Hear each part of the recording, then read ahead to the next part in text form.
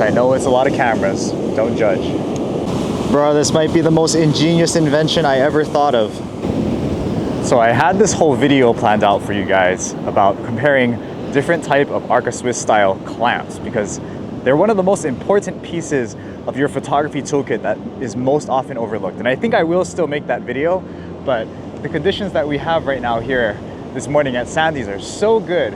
We've got all this big, moody, cloudy scene, and then right where the sun is gonna rise is a nice big opening. So I couldn't help fight the urge to try and set up a couple of time lapses. We've got the A1 with the 100 to 400 time-lapsing telephoto on these palm trees down here. Hopefully the sun will rise pretty much directly behind it.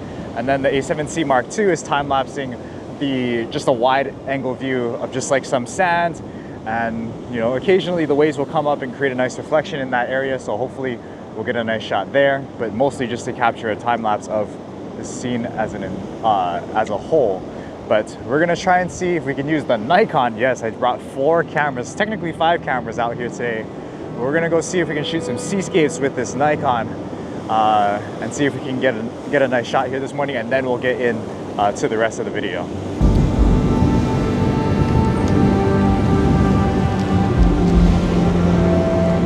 So we've got the Nikon here with the 16 to 35 Sony lens, our nice little throw around camera. We're gonna walk out here and angle this camera down here, stand in this little puddle here, because the sun is gonna rise from there. Ideally, I'd like to get water flow around this entire composition here. So probably standing on these rocks, but we've got waves crashing in just like that. Very, very beautiful. We'll see how much action we get here today. Uh-oh, there's the sunlight. Hopefully you guys can see that. Maybe, maybe not. Shit, I wish I was recording it. I just got knocked over this rock here, but look at all this water flow. I gotta come more in, because these waves are coming in hot. Look at this. Oh my God, water flows for days. I just gotta get into a better position here. So much to do and not enough time, but look at this sky, it's starting to light up.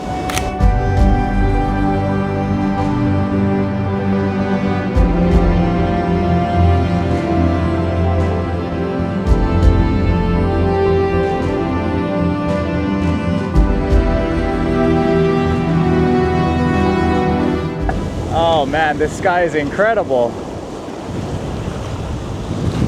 Look at this. We got one wave that was kind of iffy, but I really want one of those big ones to come in.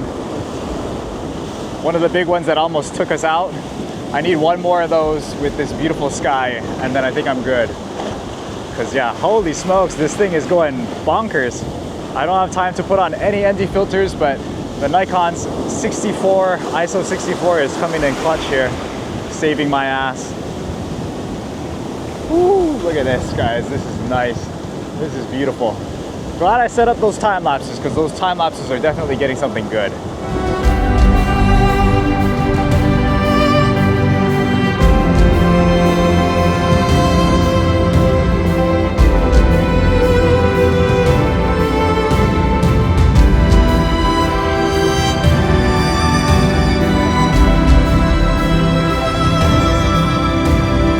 Guys, we got one wave. This one is really about to fuck us up. Oh my God. Hold on to your tripod. Shit. I've lost my composition. I got whacked too hard by that wave. Holy smokes, I'm really asking for it, but look at this light.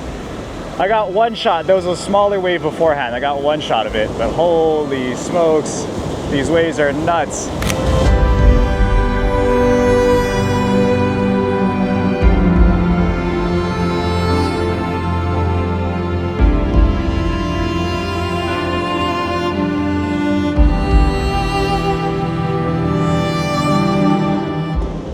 Alright guys, I promise I'm trying hard to become a minimalist photographer, but today I just couldn't resist myself. Check out the setup that we have going on here today. We're filming on the Osmo Pocket 3, and we've got a second vlog camera, the ZVE1, to take A-roll and stuff in low light. We got the Nikon that we just used for seascapes. And then over here, redonkulousness. We've got the Alpha 1 telephoto time lapse. A7C Mark II wide-angle time-lapse. I really hope this doesn't become a trend because my back is sore from just carrying it straight from the car. As you guys probably know by now, a couple months ago I broke my Sony Alpha 1 while trying to shoot waterfalls in Yosemite. And since then, I've been on a mission to try and make sure something like this doesn't happen ever again.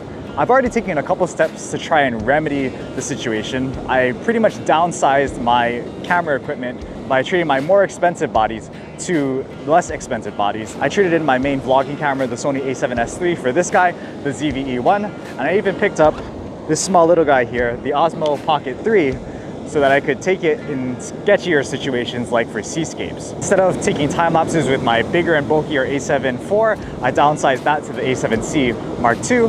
And for seascape photography and other sketchy situations, I picked up the Nikon Z7 Mark II with the newer adapter so that I could use that camera because it doesn't give me that stupid Sony hot shoe error. The next step is to probably address some of the other hiccups in my system that will prevent something like this from happening again.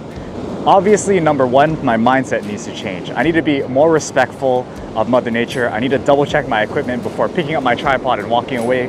That way, I ensure that everything is secure and that my camera doesn't fall off my tripod again. But the other piece of equipment that failed was this guy, the Acratech long lens head. While I really love this two-way head because it makes doing panoramas so easy, this knob part of the Arca Swiss plate came loose. Whether it was because I was rushing too much and I didn't take the time to fully tighten it down, or if it was the moisture of the waterfall that just made this whole system come loose. Regardless of the fact, this clamp failed me, so since then I've been looking at a better solution. Your Arca Swiss clamp is probably and arguably one of the most important pieces of equipment in your photography toolkit, and one of the most important pieces that's often overlooked. It's literally the only thing that's keeping your camera, your expensive camera gear, secured to your tripod.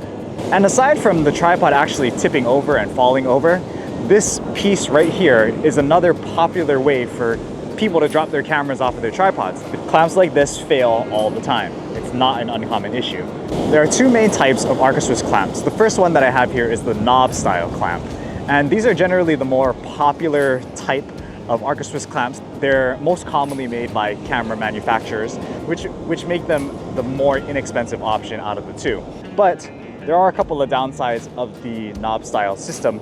Number one, it takes longer to tighten this knob to make sure that your camera is secure to the tripod. It can be hard to use in cold and wet conditions to operate this knob. And the last downside is a big one. It can be virtually impossible to tell whether or not this knob here is actually locked in position.